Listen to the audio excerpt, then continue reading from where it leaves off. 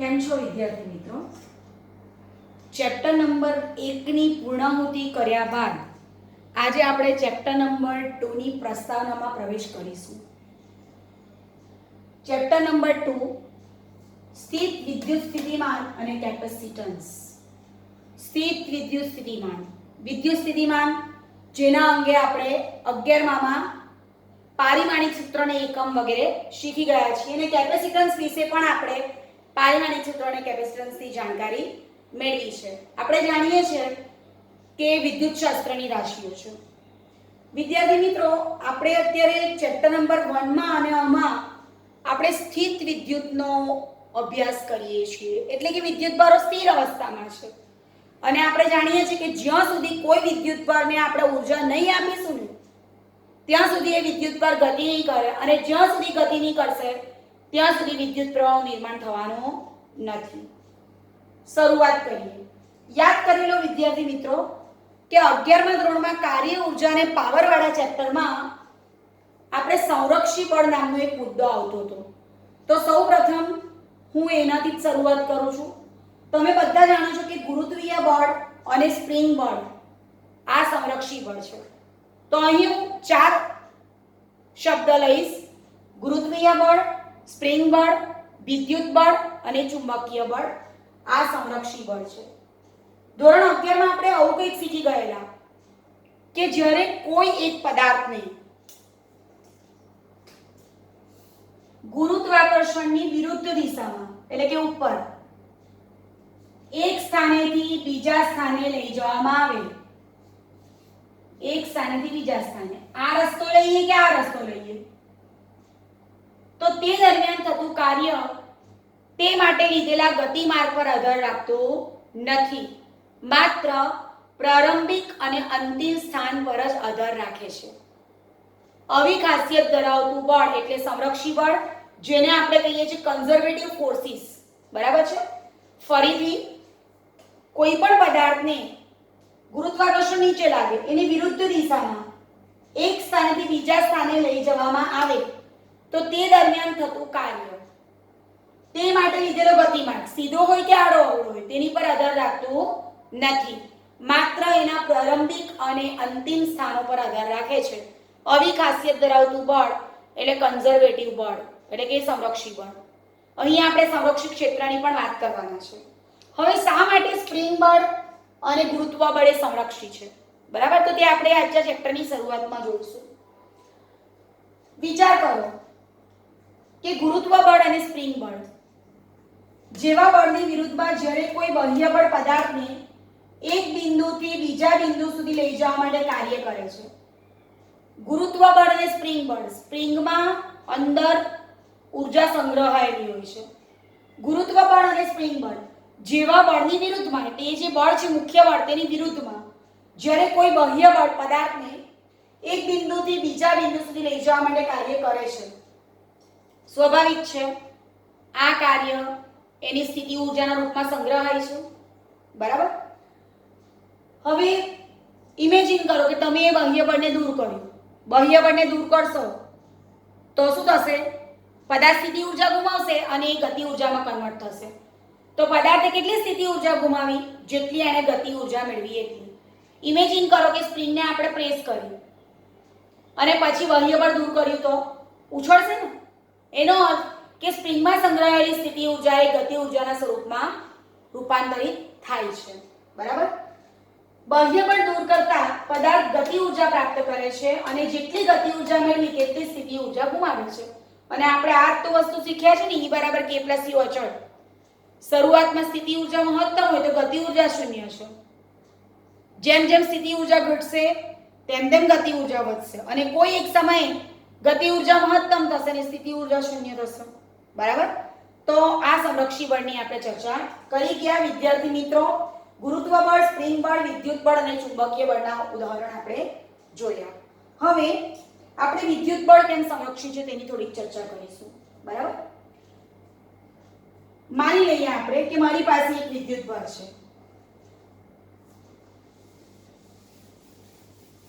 પછી આપણે મુખ્ય થિયરી પર આવીશું. મારી પાસે એક વિદ્યુત બળ છે. આ આપણે મુખ્ય આકૃતિ છે, હું એનાથી સ્ટાર્ટ કરું છું. આ વિદ્યુત ભાર છે.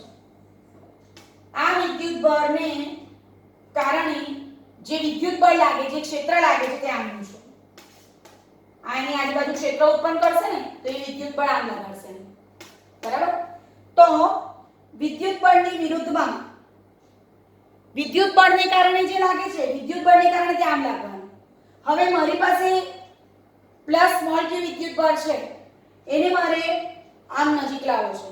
તમે વિચાર કરો કે આ પ્લસ કેપિટલ Q છે અને આ પ્લસ સ્મોલ q છે. આ બંને તો સજાતીય છે. સજાતીય એટલે અપાકર્ષણ લાગે, એટલે ગમે તે કરશું એ નજીક નથી આવવાના. આપણે કાર્ય કરશું, ઊર્જા આપશું તો જ શું થશે, એની નજીકમાં આવશે. હવે જો વિચાર કરો કે આ જ એક વિદ્યુત બળ, એના વિદ્યુત બળ લાગે છે, એનું વિદ્યુત બળ, એને કારણે જે વિદ્યુત બળ લાગ્યું તે આને દૂર ખસેડે છે. બરાબર? આપણે શું કરવું છે, એની વિરુદ્ધમાં વીજભારને લાવવો છે. એટલે હું બે બળને કમ્પેર કરું છું. સમજો, વિદ્યુત બળ શું કરશે, આમ બળ લગાડશે. આપણે શું કરવું છે, એને આમ લાવવું છે. એટલે આપણે કરવું પડતું કાર્ય એક ક્ષેત્રની વિરુદ્ધમાં થયું તો તે ઊંધી દિશામાં જોવા મળશે. એટલે વિદ્યાર્થી મિત્રો, વિદ્યુત બળની વિરુદ્ધમાં જ્યારે કોઈ બાહ્ય બળની અસર હેઠળ વિદ્યુત બળને એક બિંદુથી બીજા બિંદુ સુધી, અહીંયા હોય તો અહીંયા લાવો, ધીમે ધીમે ધીમે ધીમે એને P બિંદુ સુધી પહોંચાડો એમ. એટલે આપણી પાસે જે વીજભાર છે તે અહીંયા હોય તો એને ધીમે ધીમે ધીમે ઊર્જા આપતા ઊર્જા ધીમે ધીમે આપવી પડશે, કારણ કે આ વિદ્યુત બળ એને દૂર ખસેડશે. આપતા આપણે એને P બિંદુ સુધી લઈ જવું પડે તો એ કાર્ય થશે. હવે આપણને ખબર છે કે વિદ્યુત બળને આપણે R બિંદુથી P બિંદુ સુધી લાવવું હોય તો તે માટે કાર્ય કરવું પડે વિદ્યુત બળની વિરુદ્ધમાં. આ કાર્ય એ સ્થિતિ ઊર્જાના રૂપમાં સંગ્રહાય છે. બરાબર? હવે તમે વિચાર કરો કે અહીંથી સાચવીને આપણે P બિંદુ સુધી વીજભારને લાવ્યા, એટલે એને સ્થિતિ ઊર્જા મેળવી. હવે ધારો કે P બિંદુ સુધી વિદ્યુત બળ આવ્યો અને પછી તમે એને મુક્ત કરશો તો શું થશે, આ વિદ્યુત બળનું અપાકર્ષણ બળ એને દૂર ખસેડી દેશે, એટલે ગતિ ઊર્જા રૂપાંતરિત થઈ ગયું. તો મિત્રો યાદ રાખજો કે આપણે અપાકર્ષણની વિરુદ્ધમાં કાર્ય કરીને વીજભારને લાવીએ છીએ તો ખરા, પણ અપાકર્ષણ તક મળતાની સાથે ફરી બળ લગાડીને ગતિ ઊર્જામાં રૂપાંતરણ કરે છે. ટૂંકમાં કોઈ પણ સંજોગોમાં ગતિ ઊર્જા અને સ્થિતિ ઊર્જાનો સરવાળો કેવો રહે છે, અચળ રહે છે. હવે આપણે સ્થિત વિદ્યુત સ્થિતિ ઊર્જા અને સ્થિત વિદ્યુત સ્થિતિમાન પર ધ્યાન કેન્દ્રિત કરીશું. મિત્રો હું એક નાની આકૃતિ દોરું છું. આમ તો આ જ વસ્તુ ઇનફ છે આપણા માટે.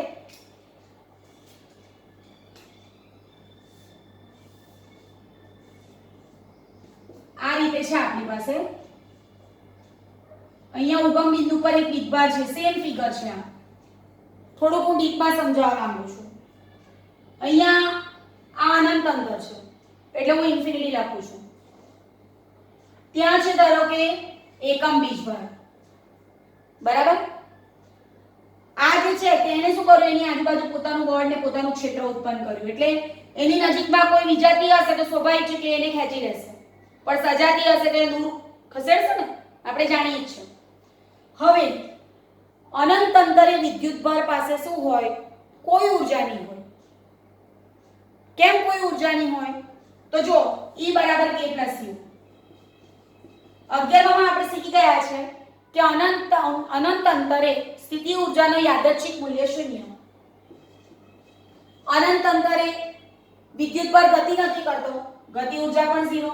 આ બંને 0 હોય તો E 0 જ છે ને. તો અનંત અંતરે E બરાબર 0 છે. ટૂંકમાં ઊર્જા નથી. W બરાબર FD, ઊર્જા નથી એટલે બળ નથી. F = ma, બળ નથી એટલે પ્રવેગ નથી. તો આપણે શું કરવાનું છે, વિદ્યુતભારને ધીમે ધીમે વિદ્યુતભારની વિરુદ્ધમાં ઊર્જા આપતા P બિંદુ સુધી લાવવું છે.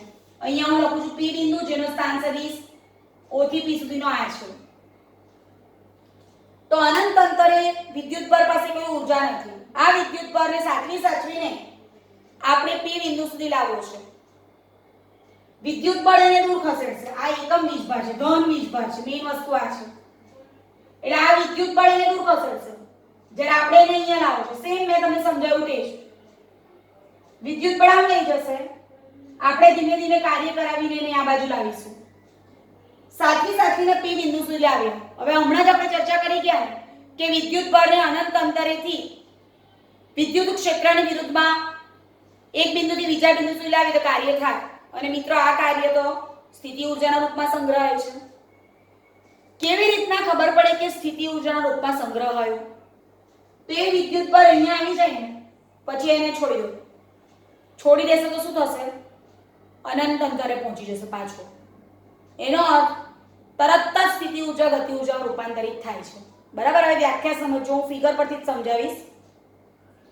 અનંત અંતરેથી એકમ ધન વીજભારને ક્ષેત્રના આપેલા બિંદુ સુધી લાવવા માટે ક્ષેત્રની વિરુદ્ધમાં કરવું પડતું કાર્ય એટલે શું? વિદ્યુત સ્થિતિમાન, સ્થિત વિદ્યુત સ્થિતિમાન. બરાબર છે? વાક્ય રચના જુઓ. અનંત અંતરેથી એકમ ધન વીજભારને ક્ષેત્રના આપેલા બિંદુ સુધી લાવવા માટે આ ક્ષેત્રની વિરુદ્ધમાં આપણે આમ લઈને ને કરવું પડતું કાર્ય એટલે શું? સ્થિત વિદ્યુત સ્થિતિમાન. બરાબર? હવે બીજું વાક્ય. અનંત અંતરેથી એકમ ધન વીજભાર નહીં પણ ક્યુ વીજભાર. ક્યુ વીજભારને ક્ષેત્રના આપેલા બિંદુ સુધી લાવવા માટે ક્ષેત્રની વિરુદ્ધમાં કરવું પડતું કાર્ય એટલે શું? સ્થિતિ ઊર્જા. જોજો, ધ્યાન રાખજો ને. ફરીથી એકમ ધન વીજભારને લાવવા માટે કરવું પડતું કાર્ય એટલે વિદ્યુત સ્થિતિમાન. હવે હું Q વડે પૂરી કાઢું છું તો તમે જાણો જ છો ને કે W બરાબર VQ તો સ્થિતિ ઊર્જા થઈ ગઈ ને. તો સ્થિતિ ઊર્જા જેનો એકમ જૂલ છે અને વિદ્યુત સ્થિતિમાન જેનો એકમ વોલ્ટ છે.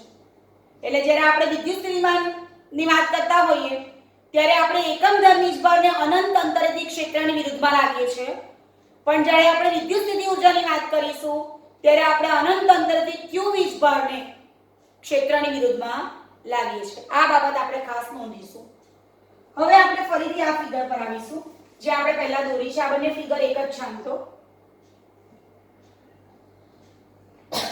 આપણી પાસે કેપિટલ Q વીજભાર છે. બરાબર?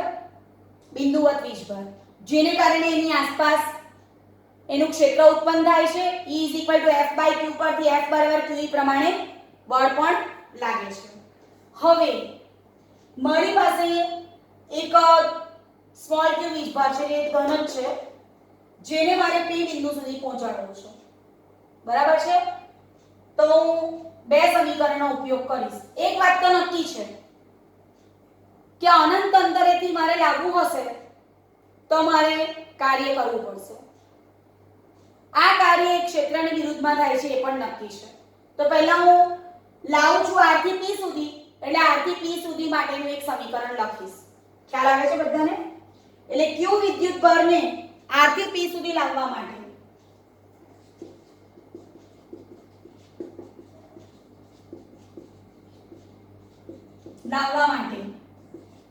કરવું પડતું કાર્ય હું WRP ધરું છું. ધારો કે WRP છે. અથવા તો Q વિદ્યુતભારને R થી P સુધી લાવવા માટે ધારો કે જરૂરી બળ છે F એક્સટર્નલ. બળ આપશું તો એ ખેંચાવાનું છે ને. કાર્ય WRP લઈ લઉં છું અને બળ છે F એક્સટર્નલ એટલે F બાહ્ય બળ છે.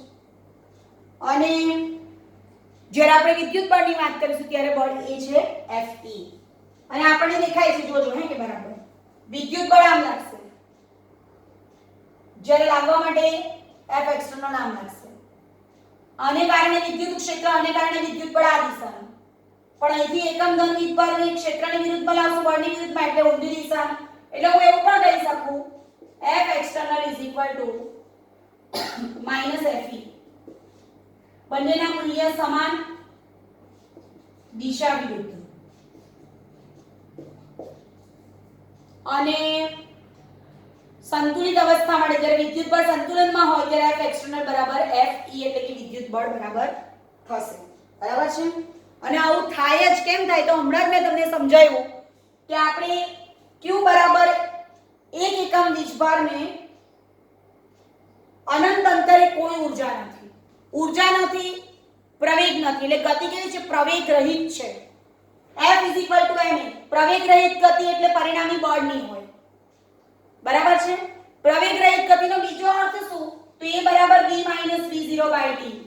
પ્રવેગ જ 0 હોય તો ઝડપ તો અચળ થાય ને, વેગ અચળ થાય ને, અને વેગનું મૂલ્ય એટલે ઝડપ. એનો અર્થ કે અહીંયા ઝડપ કેવી છે? અચળ છે. બરાબર છે? એટલે આપણે યાદ રાખવાનું કે જ્યારે અનંત અંતરેથી આપણે એકમ દળ વીજભારને લાવીએ છીએ ત્યારે પ્રવેગ રહિત ગતિ કરાવીએ છીએ. પ્રવેગ રહિત ગતિ એટલે વેગ અચળ છે. એટલે આપણે વીજભારને સતત સાચવીને P બિંદુ સુધી પહોંચાડવાનું છે. આ વસ્તુ ખૂબ જ અગત્યની છે. બરાબર છે? તો Q વિદ્યુતભાર પરનું ચોખ્ખું બળ શૂન્ય થાય ને એનો પ્રવેગ શૂન્ય છે. આપણે જોઈ ગયા. બાહ્ય બળ વડે જે કાર્ય થાય છે ને, એટલે આપણે એને સાચવીને P સુધી લાવ્યા એ સ્થિતિ ઊર્જાના રૂપમાં સંગ્રહાય છે. પણ અહીંયા પહોંચ્યા પછી છોડી દેશો તો એ જતું રહેશે અનંત અંતરે, તો તે ગતિ ઊર્જામાં રૂપાંતરિત થાય છે. સંરક્ષી બળની આપણે ચર્ચા કરી ગયા. હવે WRP ની વાત કરીશું. હમણાં આપણે વાત કરી કે વિદ્યુતભાર Q ને R થી P સુધી લાવવા માટે કરવું પડતું કાર્ય એટલે WRP. હું અહીંયા ફરી લખીશ.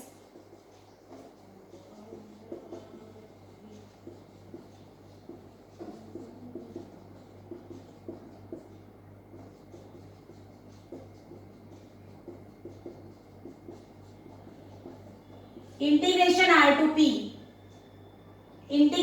to P W = F.D. કોણે કાર્ય કર્યું? F external dot dr. વિદ્યુતભાર Q ને R થી P સુધી લાવવા માટે બળ તો લાવ્યું કે નહીં, એટલે WRP = integration F external dot dr limit R to P. હવે વિદ્યુત બળ વડે કાર્ય, આ બીજું કાર્ય. જો વિદ્યુત બળ આમ લાગતું હતું, બરાબર છે, એટલે એના વડે થતું કાર્ય તો માઈનસ થયું ને, આમ લાગતું હતું ને પેલું આવ્યું આમ, એટલે એ લખીશું WRP = એમ બી આપણે જોઈ ગયા છે ને, F external = -Fe.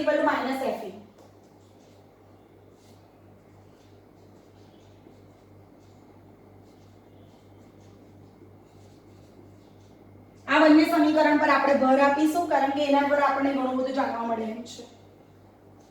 હવે આ જે કાર્ય હતું તે વિદ્યુત સ્થિતિ ઊર્જાના રૂપમાં સંગ્રહ પામે છે. મળે U = integration F external. આ જે ઉપર વાળું હતું તે અહીંયા બાજુમાં લખું છું એટલે કન્ફ્યુઝન નહીં થાય. વિદ્યુતભાર Q ને R થી P સુધી લાવવા માટે કરવું પડતું કાર્ય WRP = integration F external dot dr R to P = U. સ્થિતિ ઊર્જા રૂપે સંગ્રહ પામ્યું. અને આની આપણે ચર્ચા કરી ગયા કે P બિંદુ સુધી પહોંચ્યા પછી એને છોડી દઈશું તો એ મુક્ત થઈ જશે, ગતિ ઊર્જામાં રૂપાંતરિત થશે, તો એને આપણે ગતિ ઊર્જા સાથે સરખામણી કરી શકીએ. બરાબર છે? હવે વિદ્યાર્થી મિત્રો, આજે આપણે સ્થિતિ ઊર્જાની વાત કરી. હવે માની લઈએ આપણે કે કોઈ પણ જગ્યાએ વ્યાખ્યામાં કે પારિમાણિક દ્રષ્ટિએ તમને વીજભારની વાત કરે ને, Q વીજભાર ને લાવવા માટે કરવું પડતું કાર્ય, તો આપણને તંત્રની સ્થિતિ ઊર્જા મળશે. એક વીજભારની નજીકમાં તમે બીજા વીજભારને લાવશો તો એ સ્થિતિ ઊર્જા થશે તંત્રની. પણ એકમ વીજભારને તમે વિદ્યુતભારના તંત્રમાં લાવશો તો એ વિદ્યુત સ્થિતિમાન થશે. બરાબર? હું બંનેના વ્યાખ્યા અને પારિમાણિક સૂત્રની સ્પષ્ટતા કરું છું.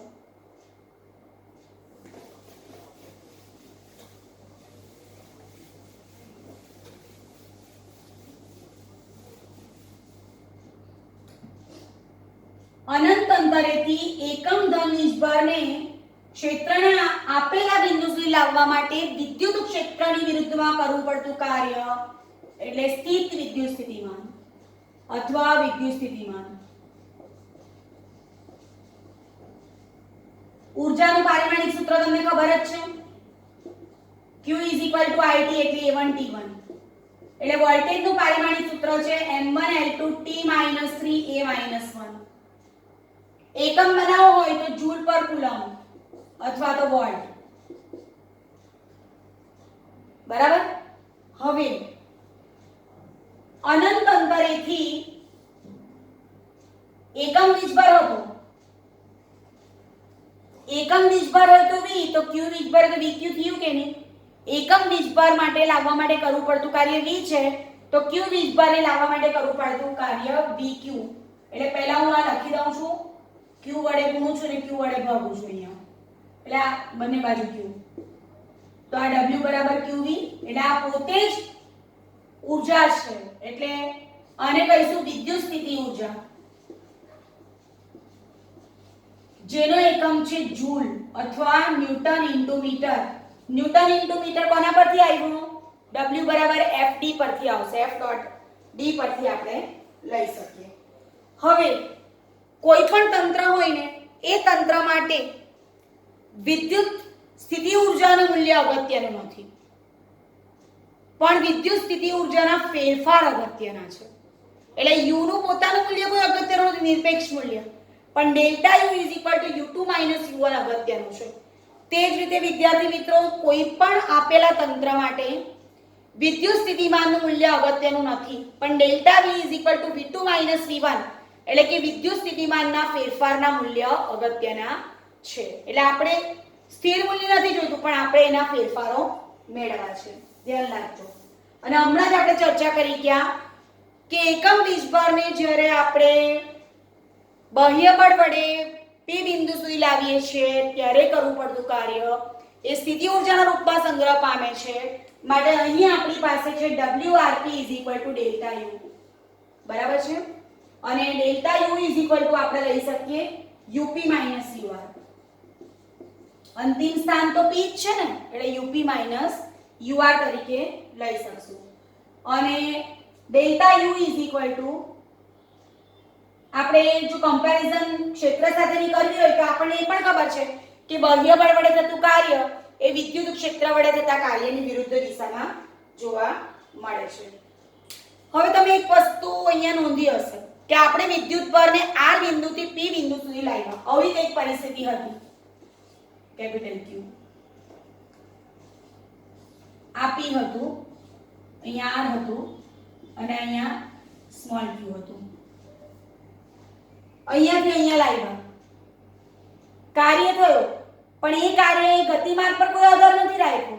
એ કાર્ય બે જ વસ્તુ પર આધાર રાખ્યું છે, પ્રારંભિક સ્થાન અને અંતિમ સ્થાન. તમે અહીંયા જોઈ શકો છો, બરાબર. એટલે વીજભારને તમે એક સ્થાનથી બીજા સ્થાન પર લાવ્યા, તો તે માટેનું કાર્ય પણ તમે ગમે તે ગતિમાર્ગની પસંદગી કરો, એ ગતિમાર્ગ પર આધારિત નથી, પરંતુ માત્ર એના પ્રારંભિક અને અંતિમ સ્થાન પર આધાર રાખે છે. એનો તફાવત છે, માટે આ બળ પણ કેવું બળ છે? સંરક્ષી બળ છે, બરાબર છે.